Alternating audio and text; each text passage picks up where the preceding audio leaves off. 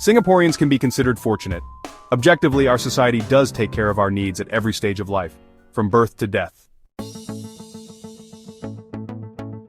Let's start with childhood. Singapore invests heavily in education, and it shows. We have well-equipped schools, strategically placed in almost every neighborhood. Teachers are decently paid, the curriculum is constantly updated, and it doesn't just focus on grades. It tries to prepare kids for real employment, whether that's through academic subjects or co-curriculars.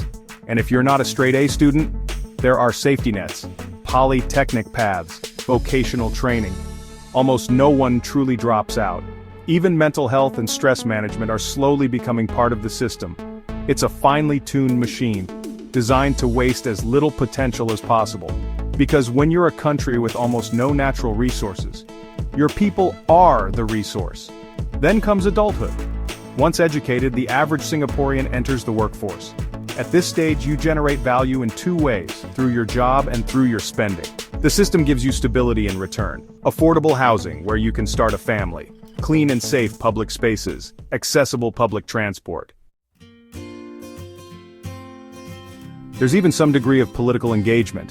If you've got a grievance, you can show up to your MP's Meet the People session. Want to raise a bigger issue? You can start a petition, post online, gather momentum.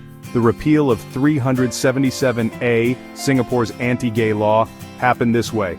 Enough people cared, voiced their views, and were taken seriously. So as an adult, your value is clear. You contribute, you're recognized, you own property, you get a voice, and then, you age. Now, Singapore doesn't have a welfare system in the traditional sense. What we do have is the Central Provident Fund, a mandatory savings scheme where a portion of your income is set aside over your working years. It's meant to support your retirement, pay for medical care, and tide you through your later years. And to be fair, this works reasonably well for many. The government supplements lower-income seniors through additional top-ups. Medical care is heavily subsidized. There are elder-friendly community programs, exercise groups, even digital skills classes for seniors. Plus, Singaporeans live long, most into their mid-80s. That suggests a society that at the very least knows how to keep its people going. So, across childhood, adulthood, and old age, Singapore meets most of us at our point of need. The average citizen is valued, at a reasonably average value. But not everyone starts from the same place. Some families can afford private tutors, overseas camps, all the good stuff. Others can't.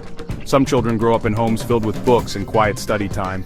Others are looking after younger siblings while their parents work night shifts. The structure looks fair, but the outcomes? Not always. And that gap, between what the system promises and how people feel within it, creates a tension. Because meritocracy doesn't just reward success, it also implies that if you haven't succeeded, maybe you didn't try hard enough. At the same time, Singapore is home to some of the richest people in the world. Their kids go to elite schools, hang out in elite circles, and inherit elite opportunities. They live the crazy rich Asian life, while the rest of us queue at the kopitiam while juggling the cost of living. It's easy for the average Singaporean, with a steady job, a mortgage, a decent but unglamorous life, to feel invisible in comparison, as if your value is conditional, measured in output, as if being average means being overlooked.